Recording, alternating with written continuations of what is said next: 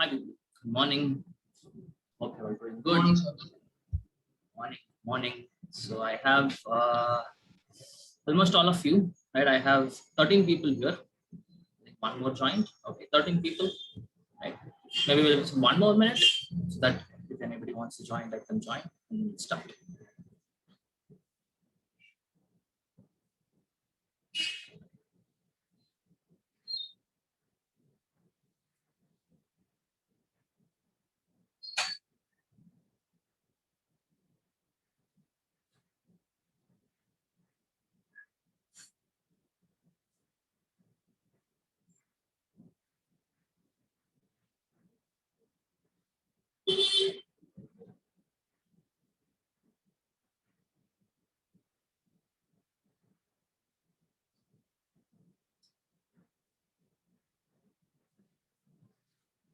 Okay, I think we can start, right? We have 14 people, I guess. Right, let me share my screen.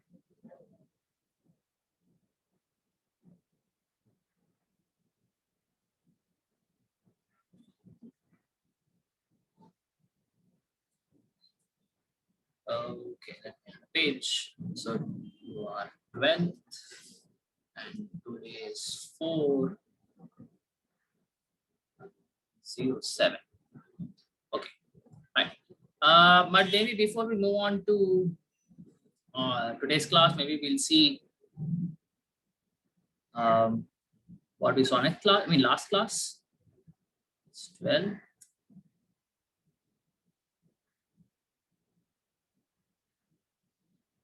What's last class's notes? 13, 12 is 11th, 13, 20. I should have 27th or something, right? Yeah, 26. Yes. One is 11th. No. Why do I have 12? Did I write anything last time? Oh, yeah, this one only, right? Okay, cool. So let us see what we saw last class. Right, okay. So we were talking about, again, the Nernst equation problem. I think we solved one question, right? Very simple question, right? And we saw overall reaction, QC, Nernst equation problem, this is, right? And with the help of E cell value, we'll be able to predict whether the cell reaction is spontaneous or not. How will you decide? If the E cell reaction with the value you find with the Nernst equation, if it is greater than 0, that means delta G is less than 0, that means the reaction is spontaneous. Okay. And then we went on to see this electrochemical series problem. They will give you the metals or the elements reduction potential, and you can arrange, you have to arrange them in the order of reduction power, I mean, say reducing power, oxidizing power, tendency to undergo oxidation, tendency to undergo reduction, right? So I told you that you have to remember like this, right? More and more positive value of E naught means more and more tendency to undergo reduction. Obviously, which if something undergoes reduction, that will act as an oxidizing agent. So more and more oxidizing power, right? And the same thing can be talked with respect to negative value of E naught.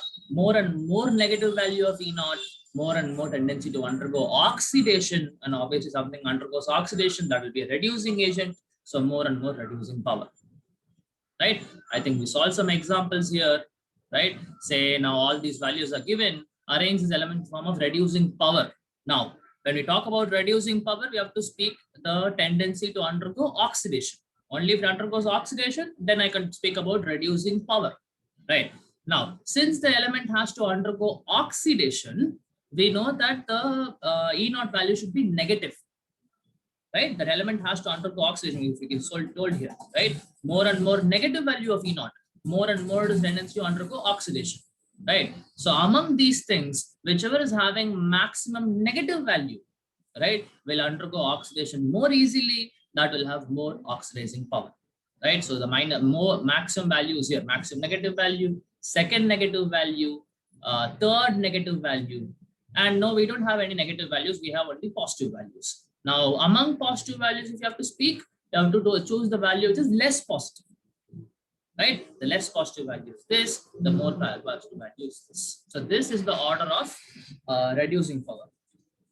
Okay, we solved even similar question. Now in this time it was asked about tendency to undergo reduction or oxidizing power, right? So again we saw these questions. Now in this case you have to use positive values. Okay, and I told you by looking at the E naught values, you will be able to predict whether the one particular reaction can happen or not, right? Now what you have to understand, this question we asked, can magnesium reduce copper? The answer would be yes, right? Now you can speak with respect to reactivity. For example, if I have Mg reacting with copper 2 plus to form Mg2 plus copper, this reaction will happen or not is the question. But like, even though we don't know the E naught values, we'll be able to predict it. Okay, because I know magnesium is more reactive than copper, so displacement reaction can happen, right? But with respect to, with respect to E naught values you speak, right? You see magnesium is undergoing reduction, sorry, oxidation. Is it not? Magnesium is undergoing oxidation.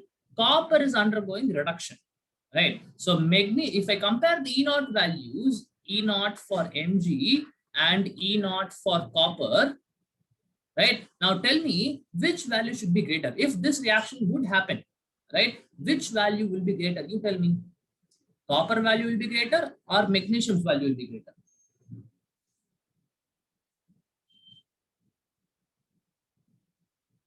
We're talking about reduction potentials, right? So if this reaction happens, right, what should I mean? Which value should be greater? Either this value or this value. Which value should be greater? Magnesium, sir. Think about it properly and tell me. See, copper is undergoing reduction. Is it not? So can I tell that the reduction potential of copper should be greater than the magnesium? Hope you understand what I'm trying to say, right? So copper is undergoing reduction here. Obviously, the copper value, that is the E naught value for copper, should be more positive than magnesium. Only then this will undergo reduction, in the sense that copper will undergo reduction and magnesium obviously will undergo oxidation. Okay, so like this you have to speak whenever we talk about reactivity. Okay, right, fine. And then we move on to thermodynamics, guys. This was very important, right? Say now, whenever, like say, they will give you questions like this: Fe2 plus bar Fe, Fe3 plus bar Fe. They have given you the E naught values. You have to find the E naught value for Fe3 plus bar Fe. Right now, I told you that when you add or subtract two reactions, you directly cannot add the E naught values. You have to convert the E naught values in delta G, and the delta G values you can add. Right? Hope you all remember. We solved a couple of questions, nice questions we solved. Right? Maybe if I can just give you this example, right? Say now this question we try to solve. Right? These two are the values. Right? Now you write the reactions first. Fe2 plus accepting 2 electron to form Fe, E1 naught. Second reaction, Fe3 plus accepting 3 electron to form Fe, E2 naught. Right? Now you convert this E naught values into delta G. Right? Now before that, what you can do is look at what is the required equation. The required equation is Fe3 plus. Okay, Fe3 plus accepting 1 electron to form Fe2 plus. That's the required equation. Okay, now depending on the required equation, you have to see where is the reactant and product. Now in the sense that say Fe3 plus is required in the reactant side, and in the given equation also it is in the reactant side, so no problem, right? And you require Fe2 plus at the product side. Now see where is Fe2 plus. Fe2 plus is here, right? But I require it in the product side. So what you have to do, reverse the reaction, right? And one more thing I told you, when you reverse the reaction, the sign of the E naught value changes. If it is negative, positive will become negative if you reverse it. Okay, right? So now you have reversed it so that Fe2 plus comes in the reactant side, sorry, product side. So now you see, you change the sign of the E naught value. It minus 0.49 become plus 0.439. Right? Now you calculate delta G's of both of them, which is using the formula minus NFE. Right? N here you can see is maximum 3 electron. Here it is 2 electron. F you keep as F only. I told you it makes the calculation easier. Right? And then you calculate the delta G, you add them up. So that will be delta G for this reaction. Okay, now this delta G again will be equal to minus N of E naught. Now in this case, N is 1, F and E naught value have to calculate. So F and minus gets cancelled. So I can directly get the E naught value as 0.77772. Anyways, the value is not important. This is how you do the problem. Okay, I think we solved one more question based on that, right? You can see here, same kind of question, right? And then I think that's where we stopped last class, right? Any questions, people? Any questions on whatever we saw last class? Any questions you have? Okay, I suppose there are no questions, right? We'll just solve one more question of this type and then we'll move on to the next concept. Just give me a moment.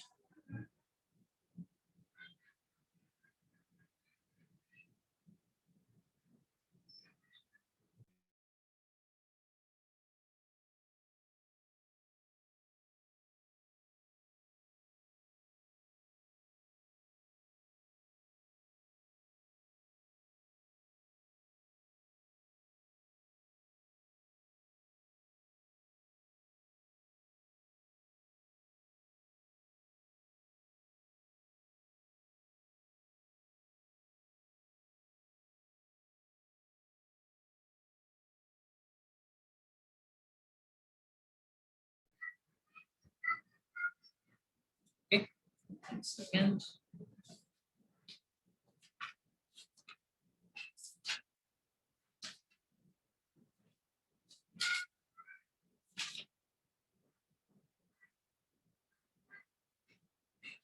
Okay, now this question is, okay, guys, I wanted to understand this one thing. Say we have this equation already, right? Delta G is equal to delta G naught plus RT ln QC. How we remember this equation? This comes from thermodynamics, right? From this only we got the Nernst equation, correct? How did we get the Nernst equation? We substituted this as NFE, this as, minus NFE, this as minus NFE naught, right? And then we divided everything by minus NF and then we got the Nernst equation, right? Now, there is a connection between delta G naught and your Nernst equation. Sorry, delta G naught and the equilibrium constant, sorry, right? And there's a connection between delta G naught and Kc. Okay, now remember people, when you have a reaction which has reached equilibrium or when there is a process which has reached equilibrium, okay, then there is no point in talking about delta G. Okay, when the reaction has reached equilibrium, there is no delta G, only delta G naught exists. Please remember this. Okay, now when at equilibrium, so can I change this reaction? Can I change this equation now? How will I change the equation? Now delta G is not there because it is at equilibrium. So what will happen? I will get delta G naught is equal to minus RT ln, should I put QC or something else? I'm saying this is at equilibrium, delta G goes to 0. So delta G naught will be minus RT ln, what should come here? Kc, sir. Kc, absolutely. It's not QC because QC is equal to Kc when the reaction has reached equilibrium. Correct? So when the reaction has reached equilibrium, you will change QC to Kc. So this is the equation which is very, very important.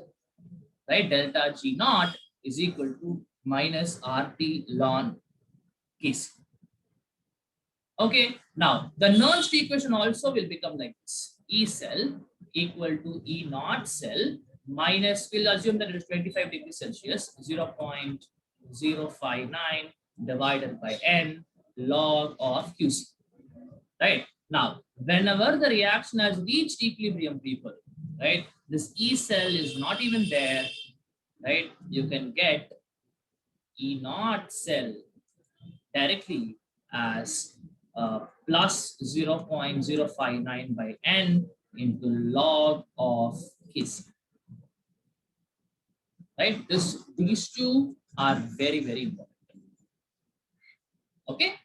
Right? Now, this happens only at the temperature if it is 25 degrees Celsius. Right? If the temperature is not 25 degrees Celsius, then you convert this and this. That means this equation again, and I can write that this is delta G naught is equal to minus RT ln QC, sorry, KC, right? I know how to connect delta G and E naught, and that is basically minus NFE. So I can write minus NF E naught for delta G naught.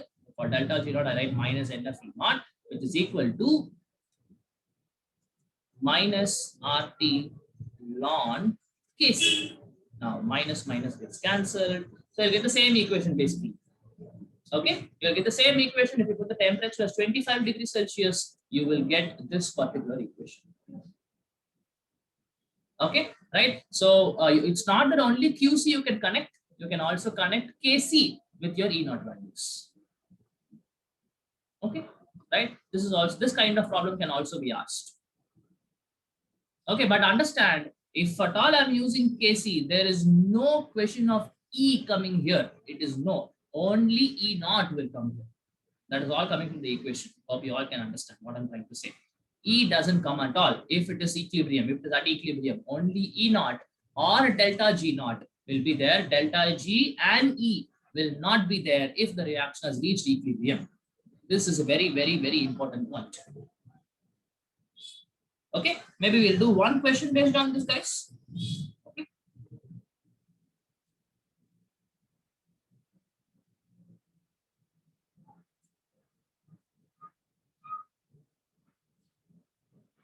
Right. Now the question is,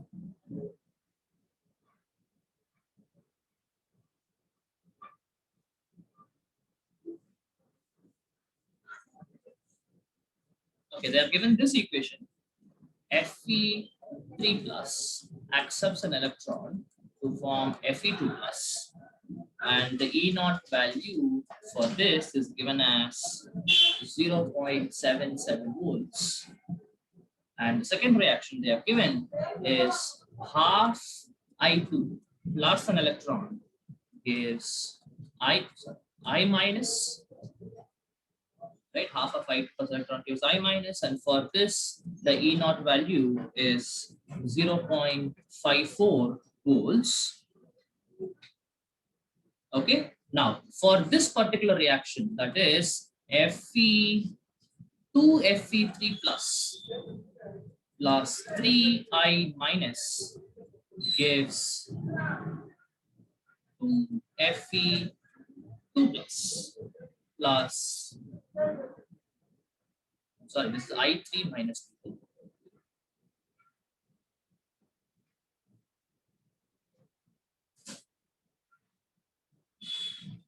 Something wrong. 1 second.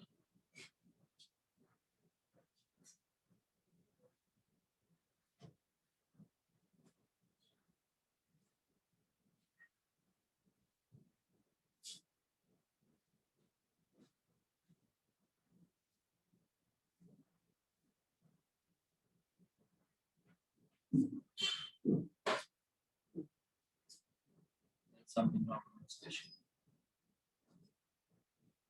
Okay, guys, I think we'll not take this question. There is something wrong because they have given I3 minus here. There is no I3 minus in any of this. Okay, we'll not take this question. There's some problem in this. We'll take some other question.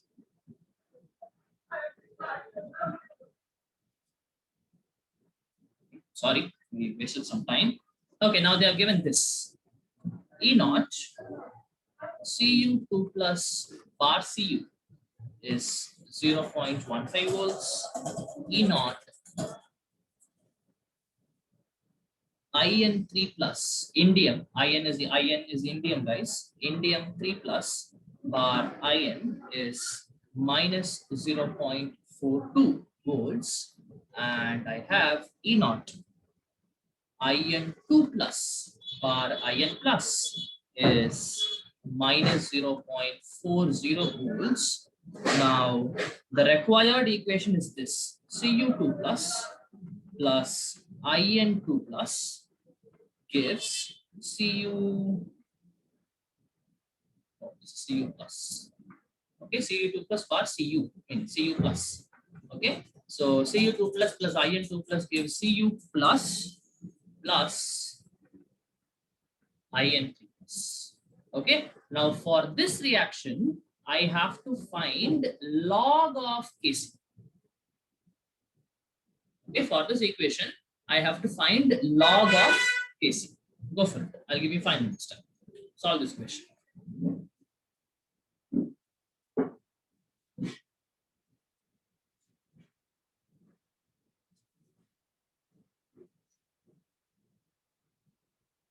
So this is like this is like exactly the previous question, except that I am asking you what is log of Kc, not E naught. Obviously, for this, for you to find the log of Kc, you need to find what is the E naught of this. No doubt about it. Only then you can find the log of Kc.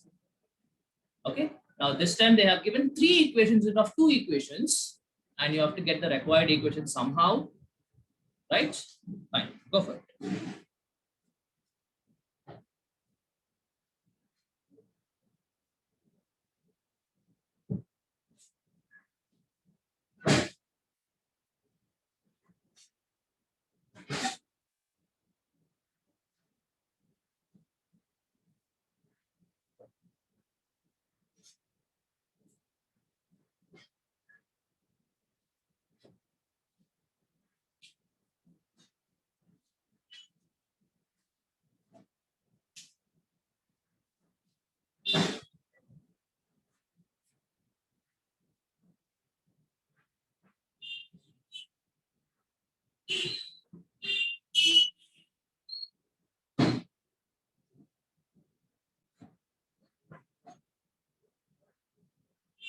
Cu plus.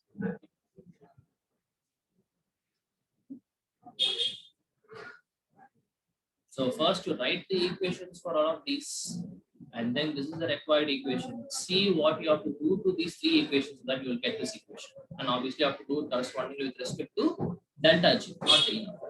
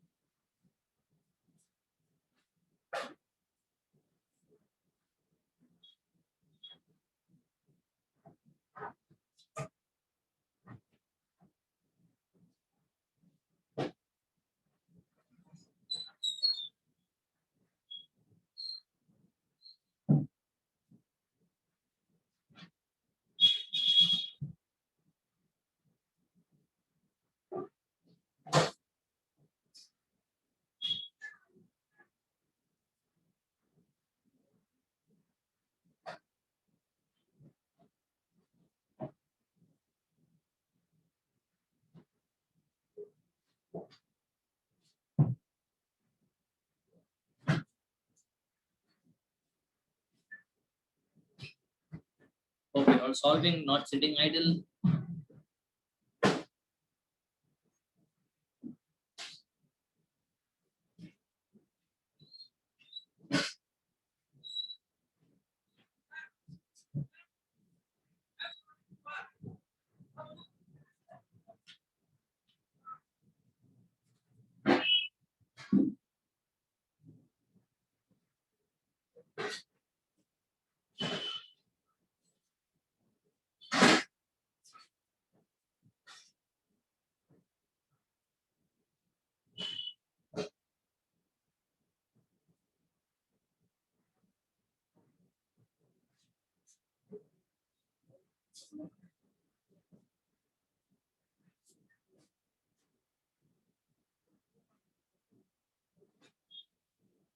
Actually, you don't even have to find E naught. You will be finding delta G naught. For this, delta G naught will be minus RT. You have to include minus 2.303 minus 2.303 RT log of Kc. This is what will be delta G naught.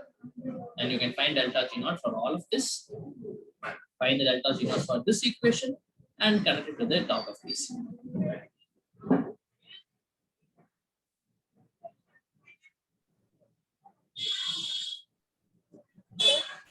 Yeah.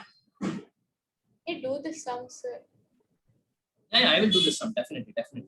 I'm just waiting for anybody's giving me an answer, anybody's trying.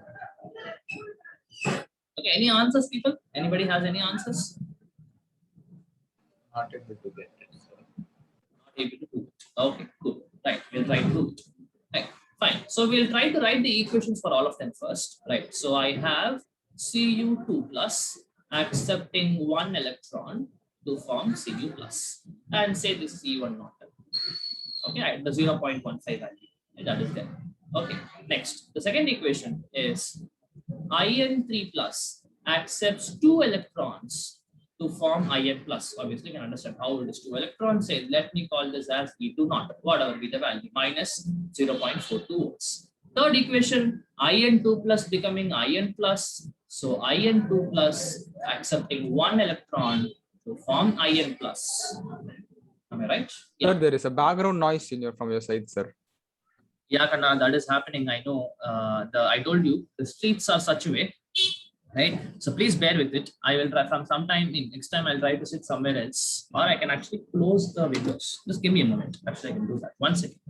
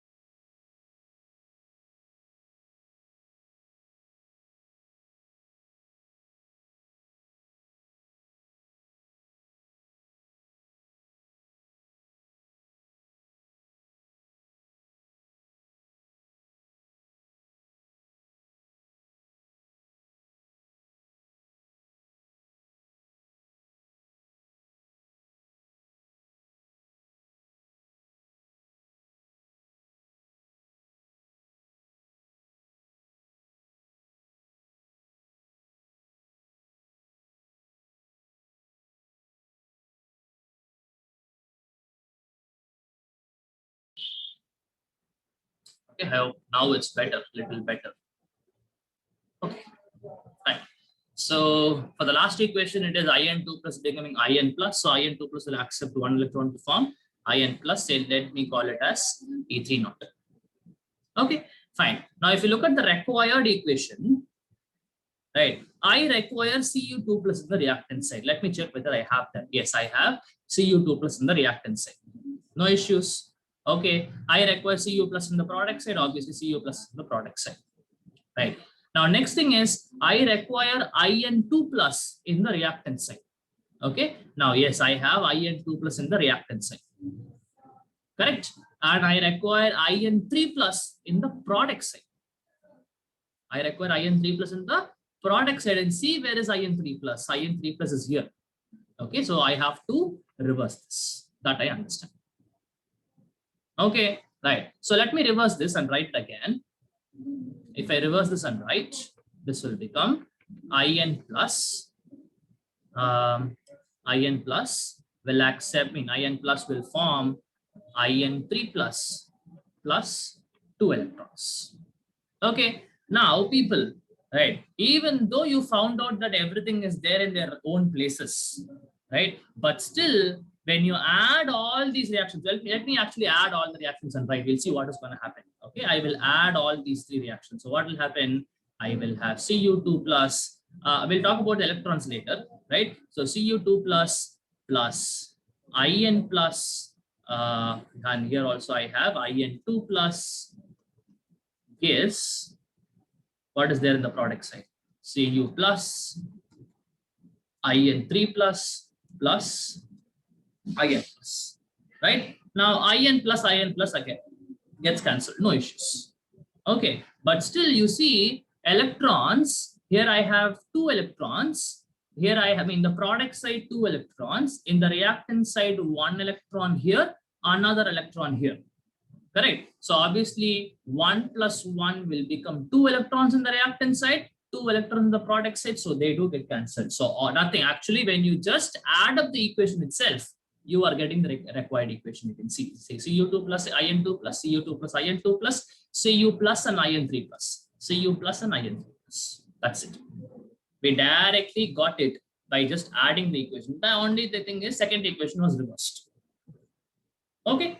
Right. So now if I just put in the values also, so this would be 0.15 volts, and the second for the second equation it should have been minus 0.42, but since we have reversed it, it will become plus 0.42 volts, and for the third one it is minus 0.40. That is all. That is again there. E3 naught is minus 0.40 volts. Okay, now you have added all the equations. As we already know, we cannot add the E naught values directly. So let me calculate delta G1. Delta G1 is minus NF E naught. So minus 1 electron is only there. So can I write it as minus F into 0.15.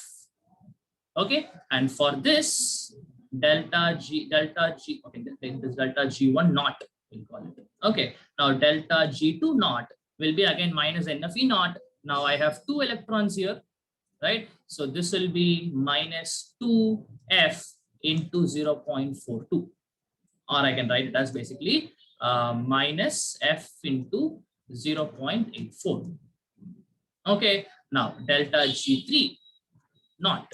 If we calculate, now how many electrons here? Only 1 electron. So now this will become, now already I have a negative sign. So minus NFE and minus of this value become positive. So it should be F into 0.40. That's it. We have found out delta G1, delta G2, and delta G3. Okay, now I know what will be the delta G naught for this now. Okay, I just have to add all these three, right? So it will be minus 1. So I can write F as common. If I take F as common, I have basically minus 0.15, and here I have minus 0.84. You can see here, and then at last, sorry, I have plus 0.40. Okay, so if I calculate delta G naught, which will be F into all these minus and plus. So if I do that, this plus thus will become minus, these two will become minus 0.99. Am I right? Yeah, minus 0.99 plus 0.4 will become how much? Minus 0.59. Yes, guys, is it okay? Okay, delta G naught is equal to F into minus 0.59. That's it. Now we have got the delta G value. Now this delta G value I know is equal to minus 2.303 RT log of Kc. Correct? Okay. Now, if at all you don't want this big calculation, guys, you can actually convert this delta G into E naught value, because that will I'll see, you can directly do this. You can substitute the T value as 298 Kelvin, R value as 8.314. All these things you do, but again the calculation will become a little difficult. Okay, so what you can do is you can again write this delta G as minus N. Okay, what is the N value here? N value is, how will I take the N value for this? Okay, remember we cancelled 1 electron on the reactant side and 2 electrons on the reactant side. What we cancelled basically, we cancelled 2. Correct. So the overall a number of electrons involved here is 2. Okay, hope you understand why. Because we cancel 2 in the reactant side, 2 in the product side. So what we cancel, that is what we take generally. In the non-stick equation also we do that. Correct. So 2 into F into E naught, which is equal to minus F into 0.59, which is again equal to the log of whatever, right? Which is equal to minus 2.303 RT log Kc. Okay, now we'll calculate the F and F gets cancelled, minus gets cancelled.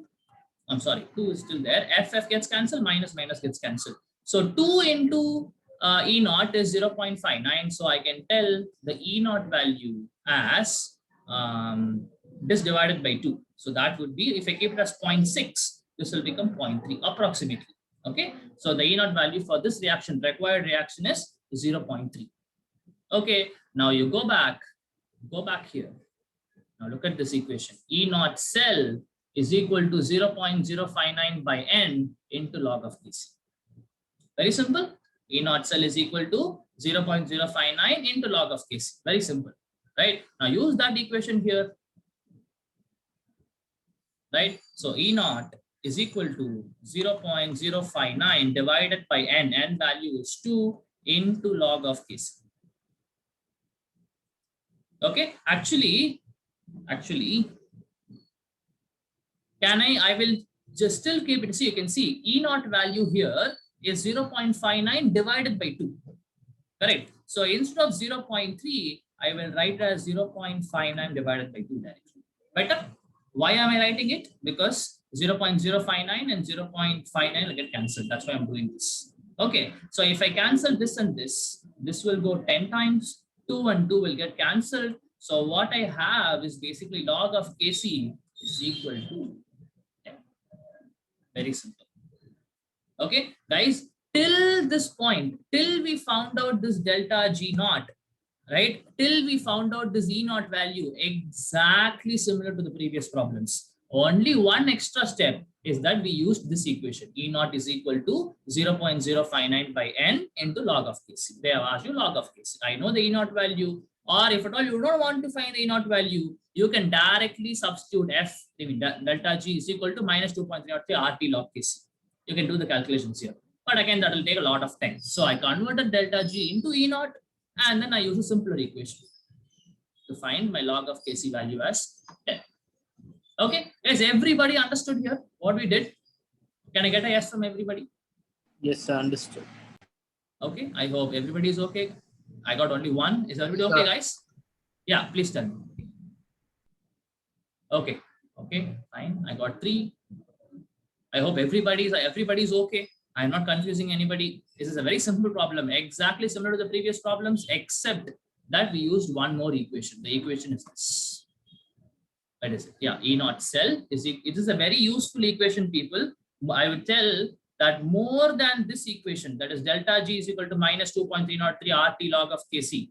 This is a better equation to use. E naught cell is equal to 0.059 by n into log of Kc. This you can always use to find the Kc value. Okay, right? Fine. Okay, so I think by this, I think we have touched. I told you that we have completed one part of the chapter, or I would do just one more problem. Okay, one more problem, not in this area, but lightly different, right? So look at this. I have A plus B giving C plus D. Okay, now say E naught value is X, right? And the Kc value is K1 for this reaction. Okay, E naught value is X and Kc value is K1 for this reaction. So if I write 2A plus 2B gives 2C plus 2D, say the E naught value is what? Kc value is what? Do this question.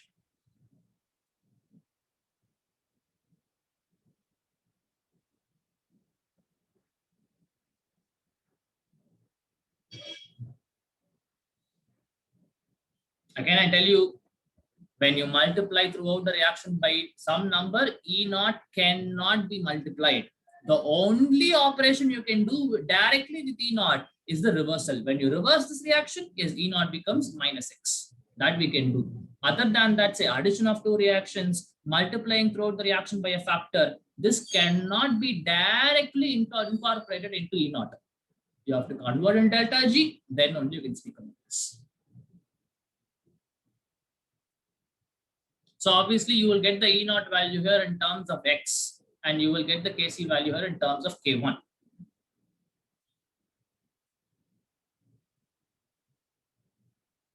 This Kc, if you remember from 11th class, this can be easily done. This is a very simple thing. I'll tell you how to do it. Don't worry, but you try.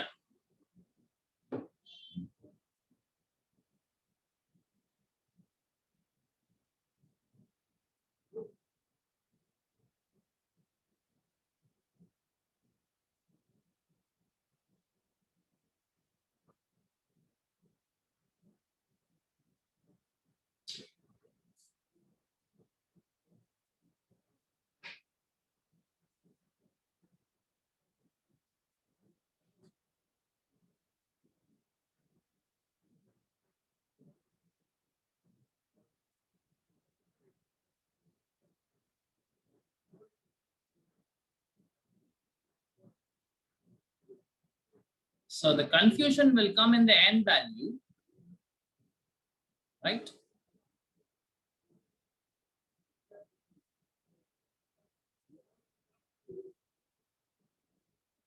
Anyways, you do it, I'll tell you.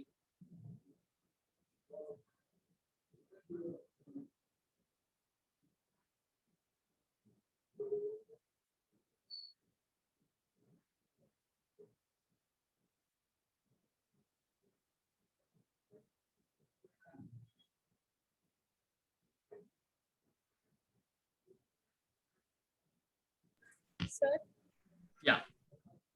Kc is K1 square. Hmm. E Correct. naught equal to E not equal to, Y. I assumed it was Y. okay, y. So what is the connection between x and y? That I didn't find. Okay, fine. First one is correct. K1, I mean, Kc here is K1 squared. Absolutely right.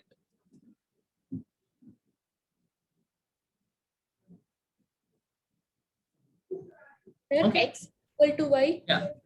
X equal to y. I think it's correct. I think it's correct. Anyways, we'll do it. Okay, fine. People, very simple here. Right. Say now, right. Say for this equation, right? For this equation, delta G would have been minus delta G naught would have been minus NF E naught. Basically, NF, or I can write it as minus NF into X. Okay, that is the E naught value. No issues, right? Now you are multiplying this reaction throughout by a value of 2. Okay, so obviously for this reaction, delta G will be 2 into delta G naught. That's nothing but 2 into N into F into X. Okay, 2 into N into F into X. Okay, now that will again be equal to minus NF E naught. Okay, I would say this is now here I should put 2 electrons. Like you see, I have multiplied this reaction throughout by a factor of n.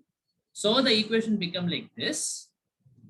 Okay, now if I write this reaction, the number of electrons would have gotten increased, right? Because say I have A becoming A2 plus, instead of C I write A2 plus.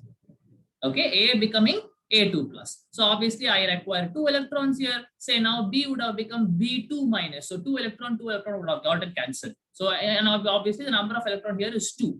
But if you would have multiplied this reaction by n, now the number of electrons would have become 4 in this reaction. I'm just giving you random numbers. If the 2 electrons was like involved here, A giving A2 plus, 2 electrons, B giving B2 minus. If instead of D I had B2 minus, 2 electrons. So you would have cancelled 2 electrons, the reactant side and product side. Right. But if I take this reaction, I have to form 2A giving 2A plus. Obviously 4 electrons will be involved.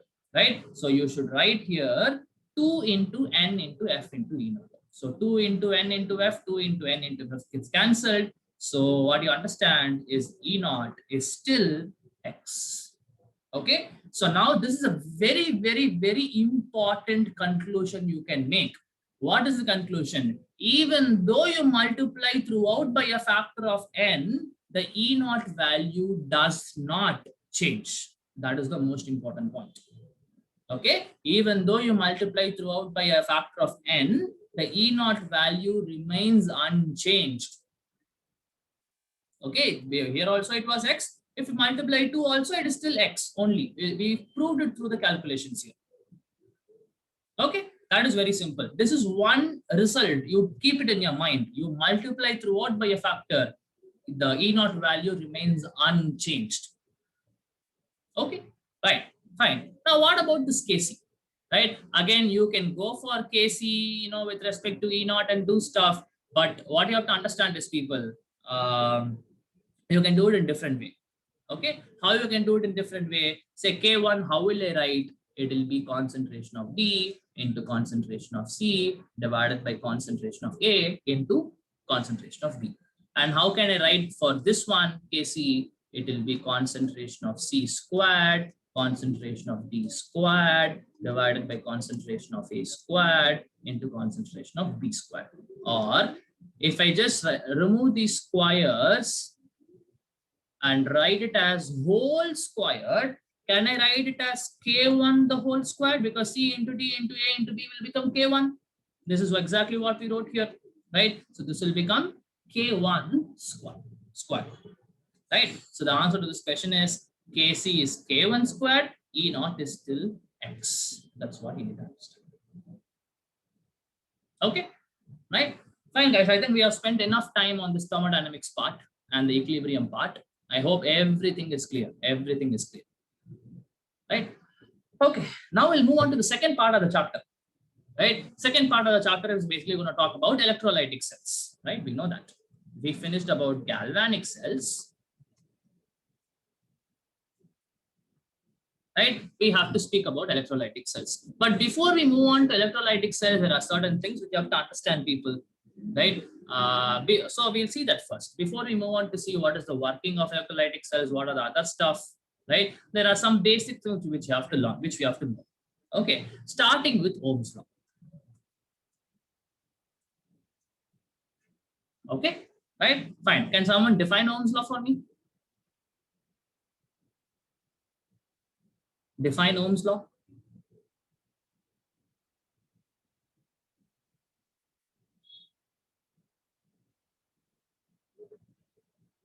Still waiting. Ohm's law. So the current flowing through a conductor is directly proportional to potential difference at a particular temperature. Okay, right.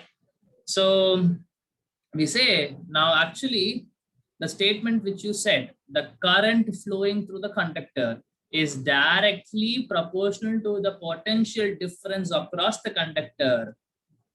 It's wrong. How you should say is the potential difference across the conductor is directly proportional to the current flowing through the conductor. That is the correct way of putting it. Now, eventually, you will understand that I and V are directly proportional. Yes, very simple. But why are we not writing this, and why this only is correct? Any idea? I think we already spoke about this in your 11th class. People who have attended my class, maybe if you remember, you should know it. Anybody remembers why this is not right and this is only right?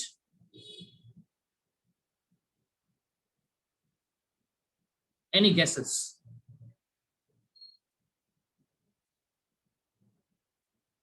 So because I value does not change, but the value of potential difference can change at various part of the subconductor. No, not exactly. Actually, potential difference will remain same. Current actually can change depending on the parts of the conductor. I'll tell you how. Anyways, that's not the answer. Okay. Any other guesses? Any other guesses you have? Why is it like this? Current electricity is over in physics. Proportionality constant gets multiplied on the wrong side of the equation. Okay, fine. Like say this I can like assume that there is some constant x. We write V is equal to IR, obviously. Sir, no, R is if I is Yeah. directly proportional to V, sir, because I is formed only when there is a potential difference, no, sir, between two conductors. Absolutely. So That's the point. Correct. Correct. What I'm telling is absolutely right. Guys, please understand. For me to have current flow, assume that there is current flowing, right? I cannot have from out of nowhere the current will flow. Only if there is potential difference, right? If there is V1 and V2 at the ends of the conductor here and here, only then the electron flow will happen. Obviously, the direction of current flow will be opposite, right? It is not like because of current flow, I produce a potential difference. It's exactly opposite way around. Because there is a potential difference across the conductor, there is current flow. Okay, that is the reason why this statement is wrong and this statement is only correct. Okay, that the current flow, now the potential difference across the conductor is directly proportional to the current flowing through the conductor. Okay, so anyways, so now we understood what the difference between these two. Obviously, we know the Ohm's law equation is V is equal to IR. Okay, and we know one more equation connecting R with the length and the area of the conductor. Can someone tell me the equation? R is equal to, in terms of L and A, what is the equation? Rho L by A. Rho L by A, right? Where L is the length and A is the area, right? And rho, I know, is what is called as your resistivity, or it is also called as, resistivity can also be called as, what is the other name for resistivity? Rose. No, rho is the simple, rho is a simple name. Resistivity, there is another say way in which you can call it. Okay, it's called specific resistance. Okay, rho is called resistivity or specific resistance. Okay, I hope you know how to define resistivity. If the length of the conductor is 1 meter, if the area of the conductor is 1 meter squared, then the resistivity and the R value will be same. Anyways, we'll not go into the physics part of it. So rho is basically resistivity, or it is also called as specific resistance. Okay, fine. Now, there are conjugates of this. There are basically opposites of resistance and resistivity we have. So that is what is called as conductivity and specific conductance, or okay, fine. First one is conductance, right? Now, conductance is opposite of resistance. That means it is the ability of the conductor to allow the passage of electricity. Now, the resistance is what? It is the tendency of the conductor to resist the flow of electricity. Conductance is exactly opposite of this. Okay, now remember, conductance is given by the letter sigma. Okay, now sigma is nothing but the reciprocal of resistance. Remember this. Okay, sigma is the conductance, which is nothing but the reciprocal of resistance. Okay, now you can use this. Okay, before that, we know the unit of R. R unit is what? Ohm, or you can even write it like this, right? Fine. Now, what is the unit of resistivity? Rho's unit is what? What is the unit of resistivity, guys? Dimensional analysis, do this. First chapter in physics. Tell me, what is the unit of resistivity?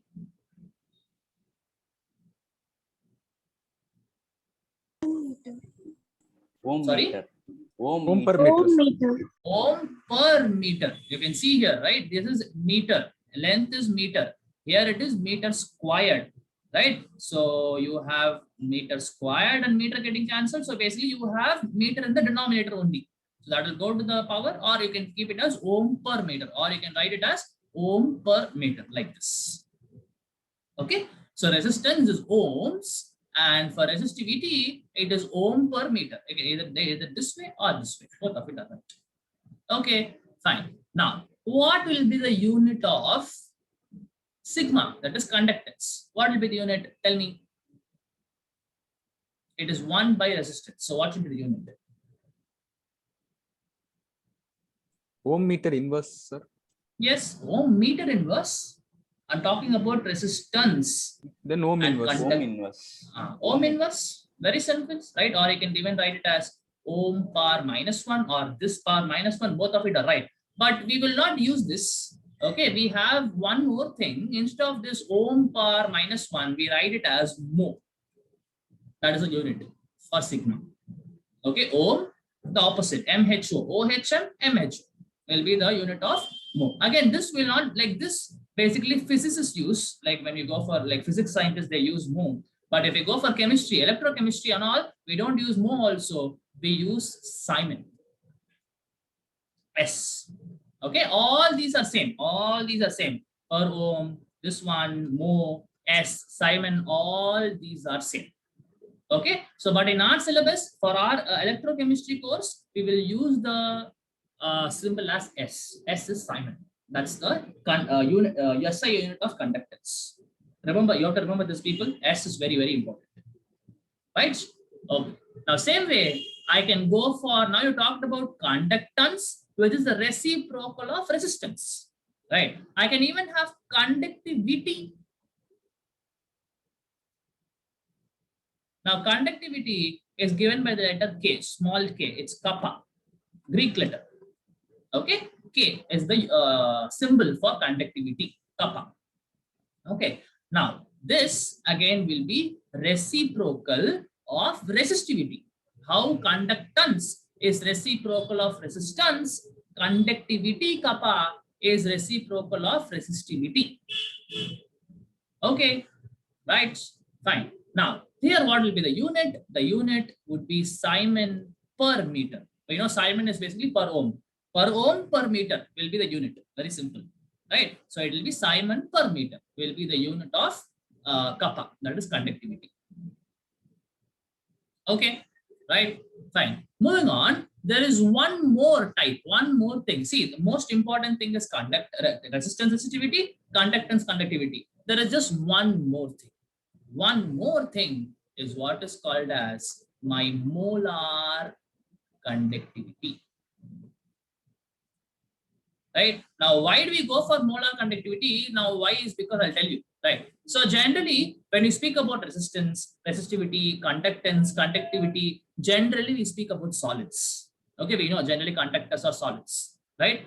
But when I have ionic conductors, like say electrolytes, right? Electrolytes, yes, we can speak about conductivity, but obviously this conductivity value is prone to changes with respect to concentration.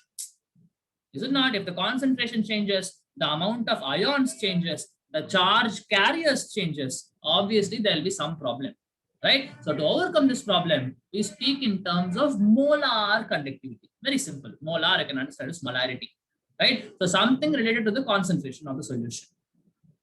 Okay. Now, how do we define this? It's very simple. Okay. Molar conductivity is the conductivity of a certain volume of electrolyte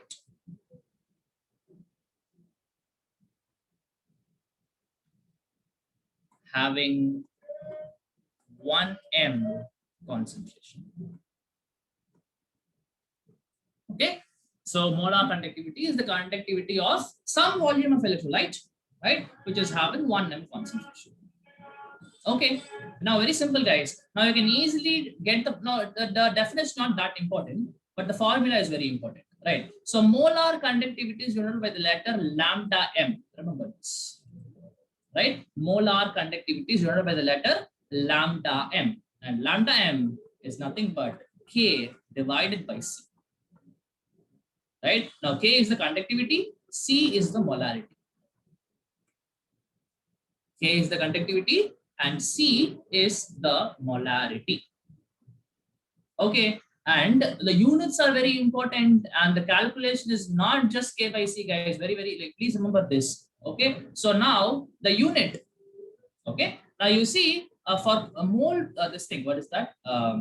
For molarity, I know it is mole per liter.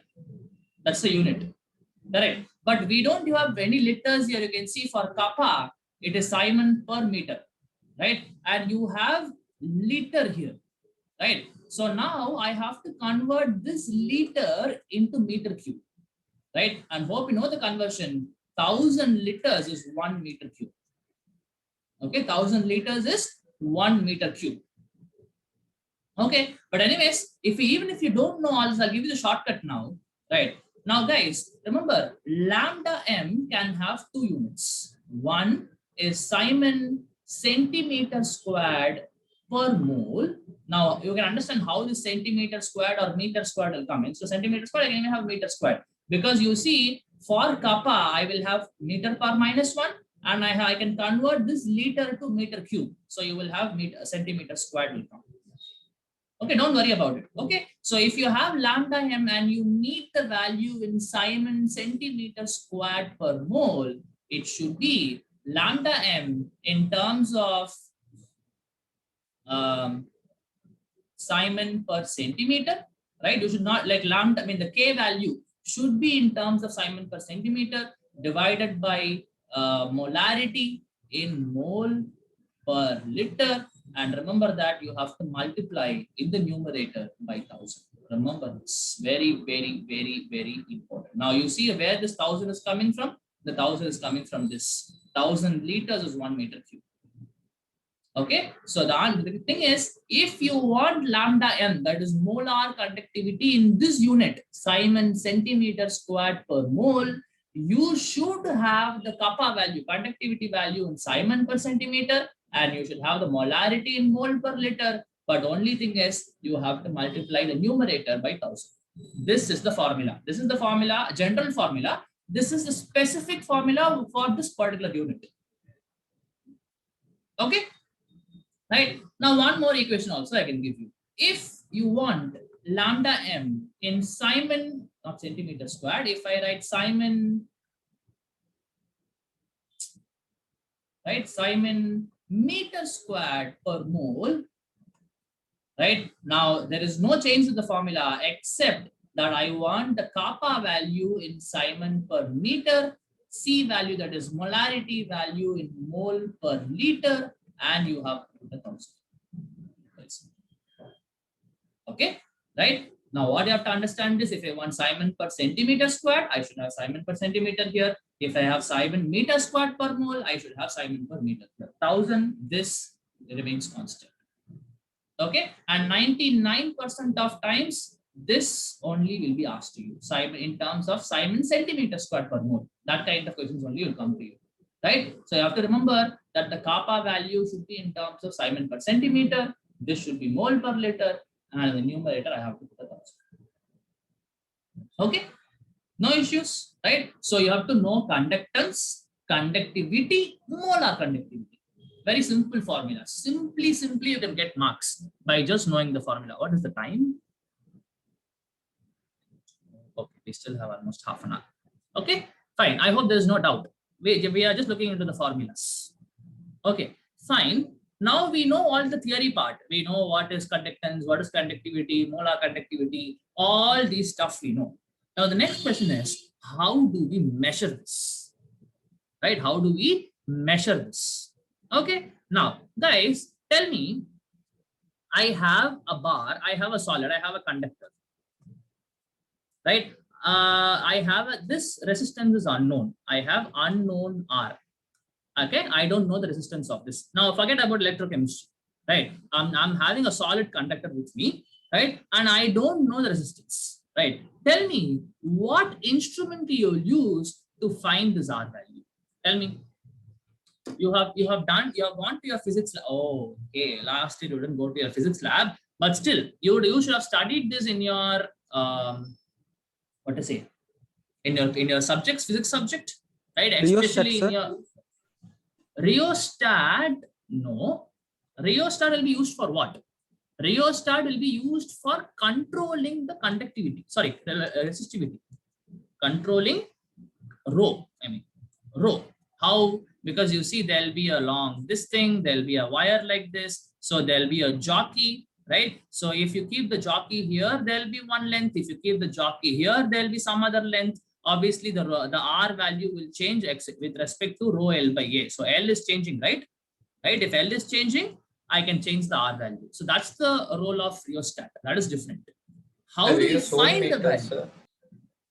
Ohm meter, yes, that's a good one. Okay, ohm meter, we can directly measure the this thing, resistance. Okay. Any other traditional method? Ohm meter is very modern actually. We have something called as multimeters nowadays, right, which will give you everything, current, potential, conductivity, everything it will give, multimeters. But this is a very modern method. Before this, like say if I go 20 years back, what did they use? Is your current electricity chapter over for you? Ammeter. Ammeter will be used for what? Ammeter will be used for measuring Current. current, right? Okay, fine. Remember current electricity, people. Is the chapter over for you? Current electricity, physics chapter. So, yes, sir. Okay, so Galvanometer, sir. Galvanometer, no. Galvanometer will be used for what? Galvanometer will be used for sensing whether current flow is there or not. Again, we will not be able to measure the current. We will be able to see whether there is current flowing or not. That's what is the use of galvanometer. What do you use? Come on. Galvanometer will be a part of this instrument. Wheatstone, sir. Absolutely. Yes, we have to use, there's something called as Wheatstone bridge, right? Hope you all remember what is Wheatstone bridge, guys. This is how it looks. Bear with my diagram, right? So I will have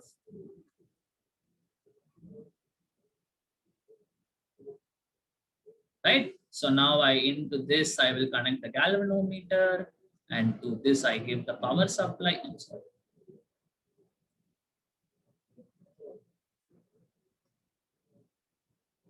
Okay, say now I know this is R1, R2, R3, and say this is the part where this is the unknown resistance, the conductor part. Say this is Rx. Okay, right? This is Rx. I don't know the resistances, and these resistance values I know. Okay, R1, R2, R3 values I know. Rx alone I don't know. Okay. Now, we will not go into the details. You have to use Kirchhoff's law, go for this current separation and stuff, so on and so forth. We will not go into the details, right? So this is based on this null deflection, right? I hope you all remember null deflection method, right? There will be a point where the galvanometer will not show any resistance, will not show any reading. No current flow will happen.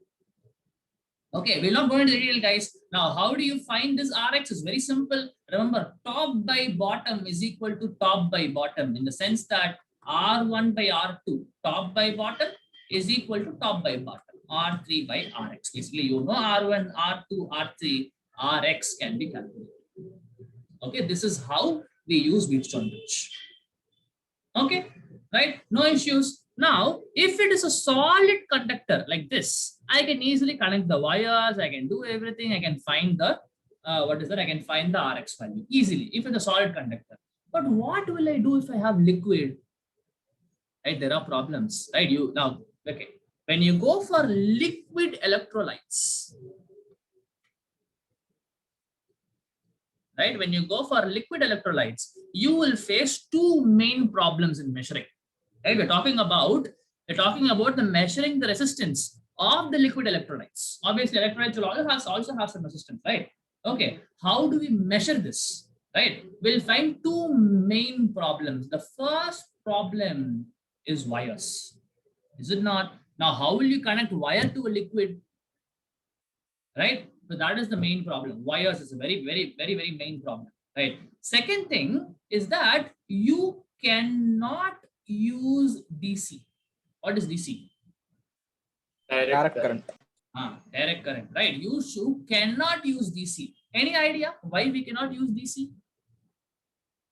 Any guesses from your side why we cannot use DC? Fluctuations, sir. Fluctuations. Okay, can you be more specific? Fluctuations in what?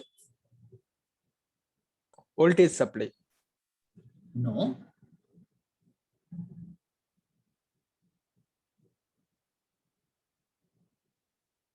Okay, I'll tell you. If you use DC, guys, the concentration of the electrolyte changes. Okay, if you continuously supply, direct current, right, to the, if you assume that you have overcome this problem, okay, you have overcome this problem, and you are using, say, this power supply you're talking about, right? Now, this power supply, if it is DC, right, that will change the concentration of the electrolyte, and obviously, with concentration changes, everything changes. Correct, right? So now that's why we cannot use these. Okay, so now the second problem can be easily overcome, right? How? By using AC. Instead of DC current, instead of direct current, you go for alternating current.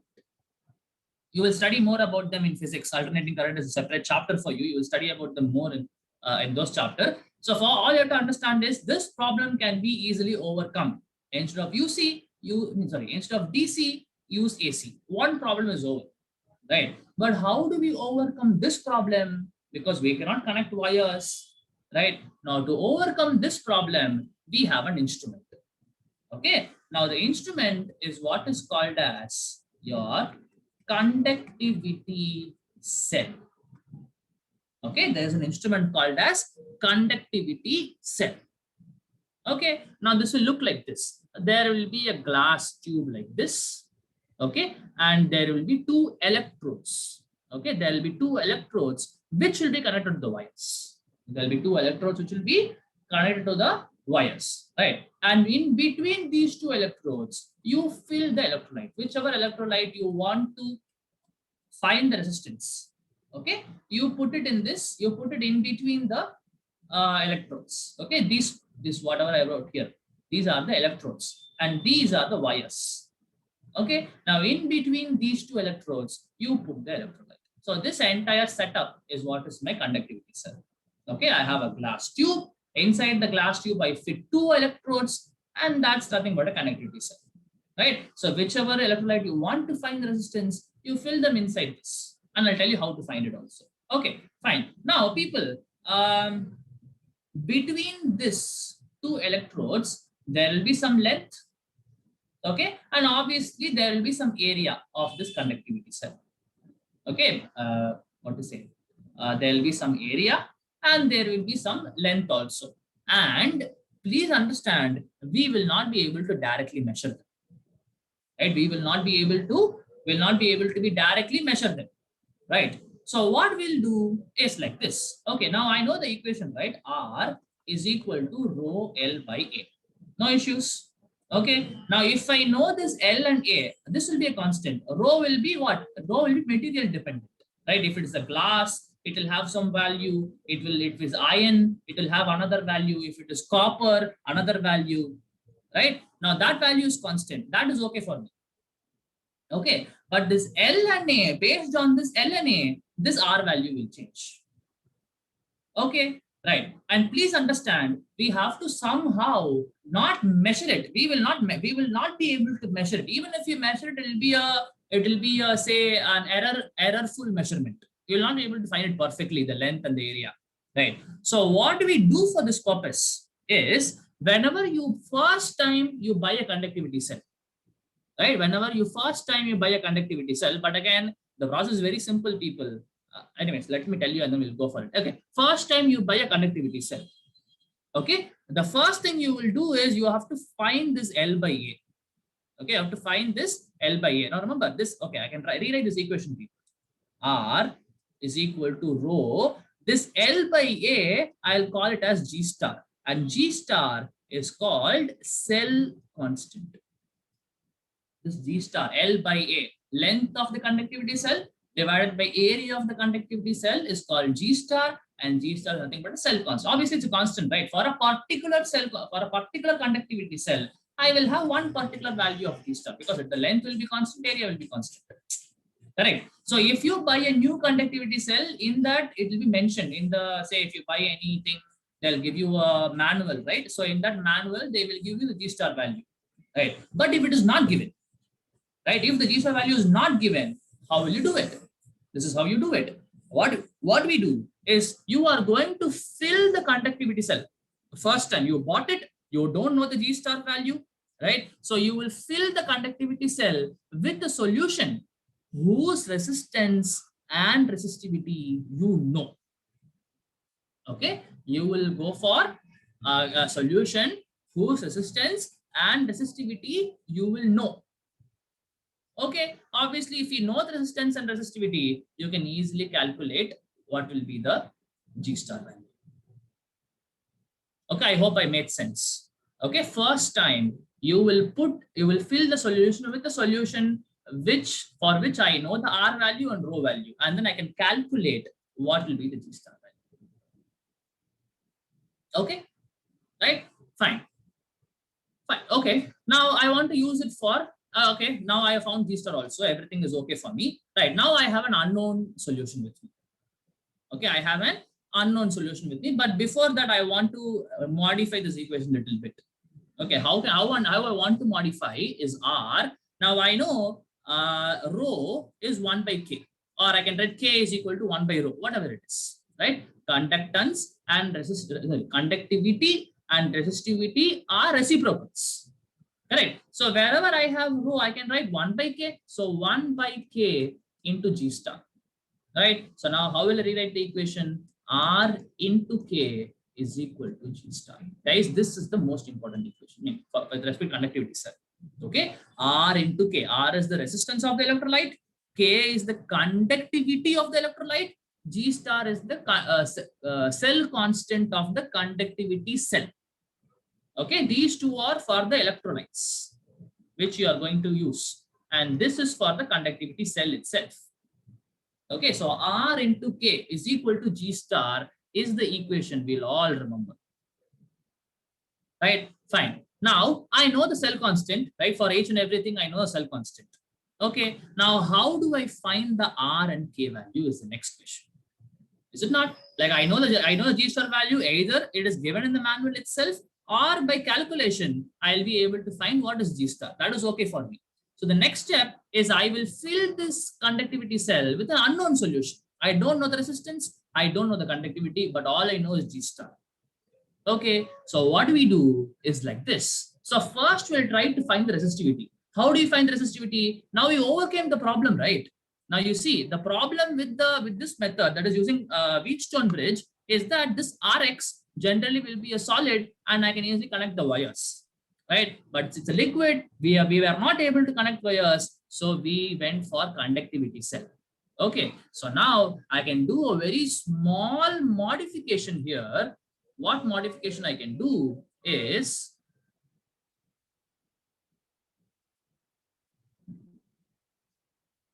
now this is the conductivity cell, right? So instead of, I have put the electrolyte inside it. Okay, I have the electrolyte inside. Now in one arm of the Wheatstone bridge, there are 4 arms. In one arm of the Wheatstone bridge, I connect my conductivity cell. Very simple. So the same thing, Rx here is the resistance of the electrolyte.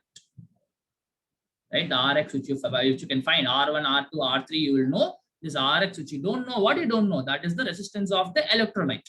Done. By using the Wheatstone bridge, I know what is the R value, that is the resistance value of the electrolyte. One thing is done. Right, now I already know the G star value, which is already calculated or which is given to us. Right, R value I calculated with the help of Wheatstone bridge. Now this I know, K can again be easily calculated. Right, so if I know K, if I know the conductivity, I know lambda M also, given that I know the molarity. If I know the molarity of the solution, right, now I know the molarity of the solution, through Wheatstone bridge I calculate R, right, G star is already given to us, right, K value we found it by the calculation. Now if you want to find lambda M, that is K by C, this is calculated and this will be given in the question. So 0.1 M, 0.2 M, whatever. Now you can find the lambda M value also. Okay, so this is how we measure the 3 quantities: resistance, conductivity, molar conductivity, that is lambda M. Resistance will come from Wheatstone bridge, right? K will come from the calculation, R into K is equal to G star. And lastly, lambda M is equal to K by C. You have just know the concentration. Again, obviously, depending on the unit, you have to put 1000 here. Don't forget about it, right? So all these things can be calculated. Any questions, guys? Any question, any problem anybody has in this measurement? How do we do this, or what happens like this? This if it happens this way, is it correct? Any questions? Any question of that sort? So can you explain that how to calculate the K value alone, sir? Yeah, sure. Resistance value you understood? It is coming from the Wheatstone bridge. Wheatstone bridge. Now, G star will be given to us. Or what we do is, I told you, if you don't know G star, first time you have to fill the solution for whose resistance and conductivity is known. There will be some reference values, right? So that value you use to calculate the G star. Okay, now you know the G star value, done. And you, for unknown solution, you can calculate the R value from the Wheatstone bridge, and that's it, right? You know R value, you know G star value, K value calculated. K will be what now? K will be G star divided by R. That's it. You calculate the K value also. Understood? Sir, so G star value will be given to us an R also, sir, or should be calculated from Wheatstone? R value will be directly given to you, in the sense like they will not go for physics problem. They will not give the Wheatstone bridge and ask you to find and all. R value will be directly given to you. Okay. K value you have to find. Again, G star will not be given to you directly. Okay, actually, what is the time? If you can do a problem, that will make a lot of sense. We'll do a problem. Okay, from all this thing which we saw. Right? Take down, guys. Take down the question. If you do a problem, it will actually be very helpful.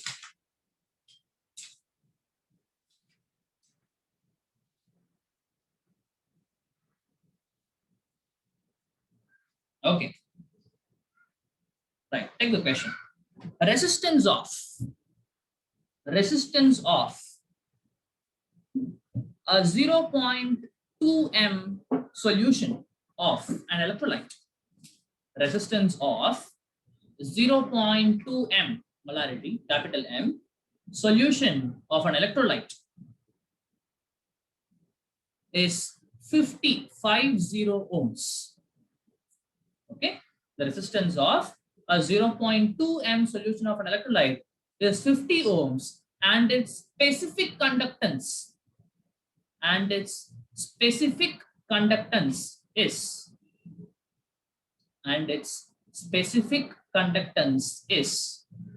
1.3 Simon per centimeter. Simon per meter is 1.3 Simon per meter.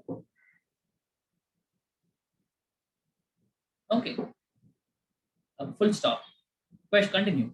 If the resistance of 0.4 m solution, if the resistance of 0.4 m solution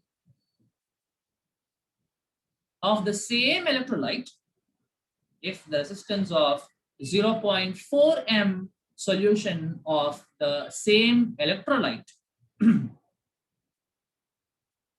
is 260 ohms, 260 ohms, is 260 ohms, find its molar conductivity. Find its molar conductivity.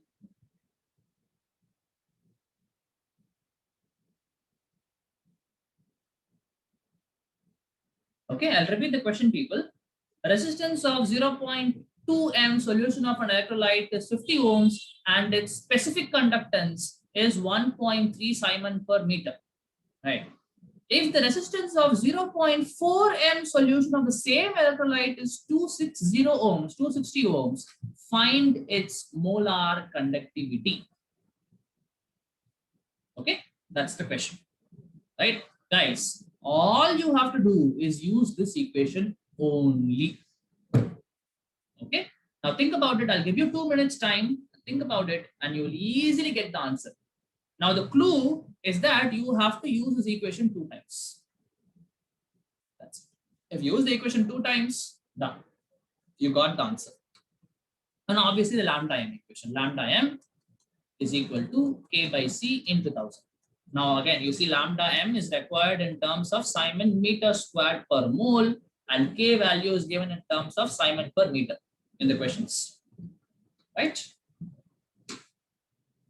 Yeah, so you have to use this equation. R into K is equal to G star 2 times. Why 2 times? You tell me. You think about it and tell me the answer.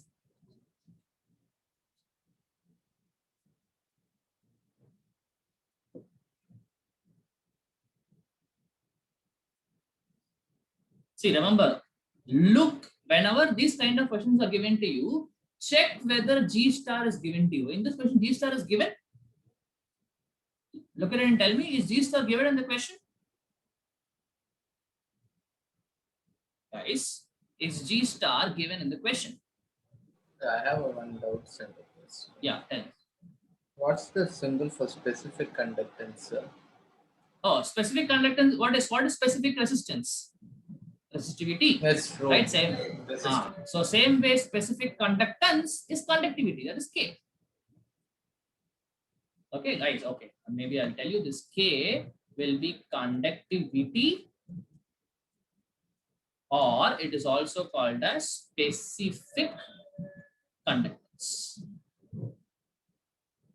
Right? Conductivity or specific conductance.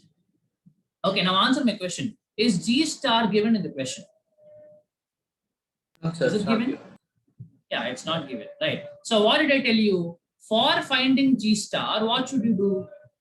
What did I tell you?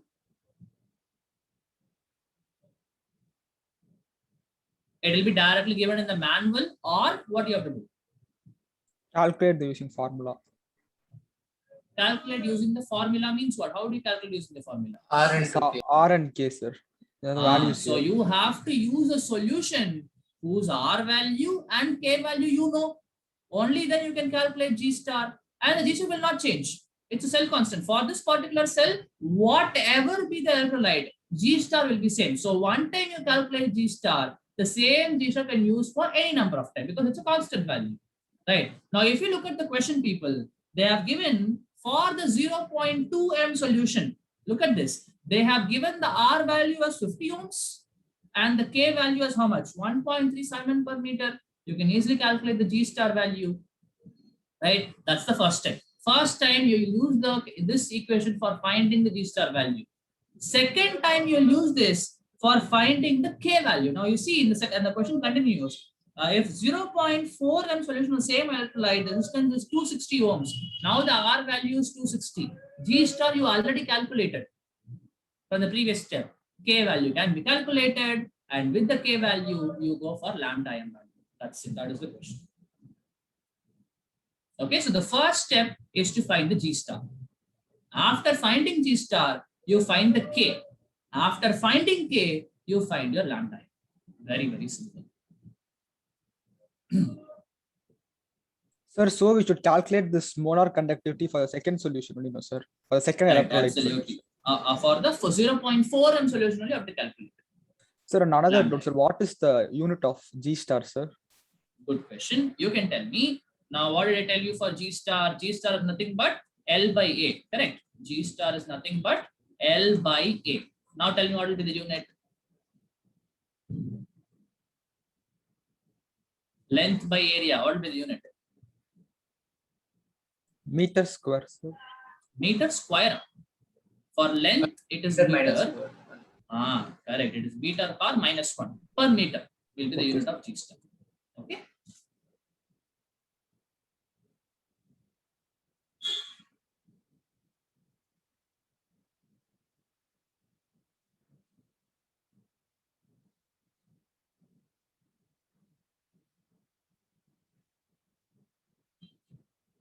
Okay, I think we are crossing time. I think I will do it. Very simple, right? We'll do more questions next class. Right. So I have to use this equation R into K is equal to G star. As simple as that. Say first for the 0.2 M solution we'll calculate. Right. So they have given the R value as 50, K value as 1.3. So I can easily find what is the G star value. 50 into 1.3. Whatever be the value.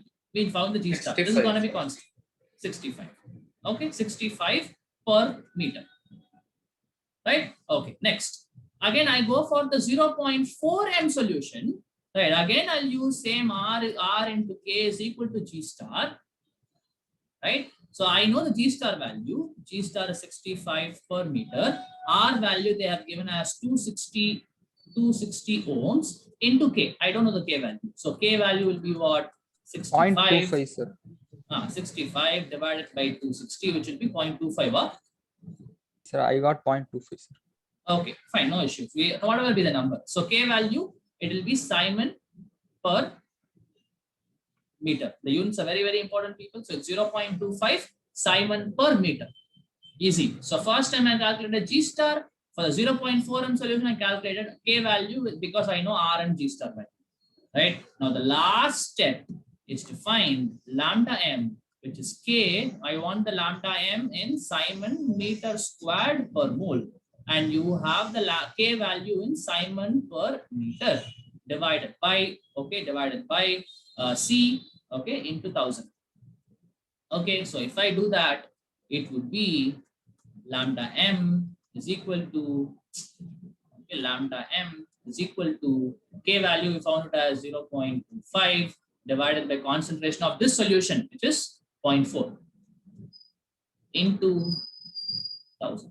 That's it. Whatever be the value will be able to calculate. Okay, so 0.4. If I write, okay, 0.4 and 20 mean 1000 will go. This will be 250. No, 250 will be 2500. This will be 2500. Okay, so 0.25 into 2500. So 25 and 25, 625, 625. So it will be 62500. And if you take two, okay, that's the answer. So it will be 625 Simon meter squared per mole is the answer to this question. That is lambda. This is what is. Okay, guys, we didn't do anything. We have one simple equation, that is R into K is G star. First step is to find the G star because R and K value are given. Second time R value is given. G star is calculated from the previous step. You calculate K, and after you calculate K, you find the lambda value. Very simple, using the formula K by C. Right? So we'll do more problems like this next class, and then we'll move on to the actual electrochemical cell. We'll see electrolytic cell. We'll see what happens there also. Next Sir? class. Yeah. Sir, in this question, the first solution has a concentration 0.2 and 50 ohm, and second solution has some different concentration resistivity, sir. Sir, how Correct. can the G star value be equal for both the solutions, sir? Correct, because R and K, this R and K are for the electrolytes, right? So obviously, if I change the concentration, R and K value will definitely change. But this G star is for what? Is it for the electrolyte or is it for what? Conductivity, sir. Conductivity cell, right? So cell is the same. Cell is the same thing, right? Whether you use KCl solution or you use NaCl solution, or whether you use 0.2 m NaCl or 0.4 m NaCl, conductivity cell is the conductivity cell. Correct. So the L by A value of the conductivity cell, why will it change with respect to concentration? Are you able to understand what I'm trying to say? Yes, sir. What I'm telling is the conductivity cell L value and A value will not change if I change the concentration. What is the problem? That is this value, right? This is going to be constant. This length and area is going to be constant, no matter what you fill into this. Correct? Okay, fine. Anyways, I hope you understand what I'm trying to say. Any Okay, other sir. questions anybody has? No doubt, sir. Yeah. Cool then, people. I think we'll wind up for today. We'll again meet next week. Okay. Thank you, sir. Thank you, sir. Thank you. Thank you so much. Thank you so much. Thank Yeah. you. Thank you, sir. Thank you, sir.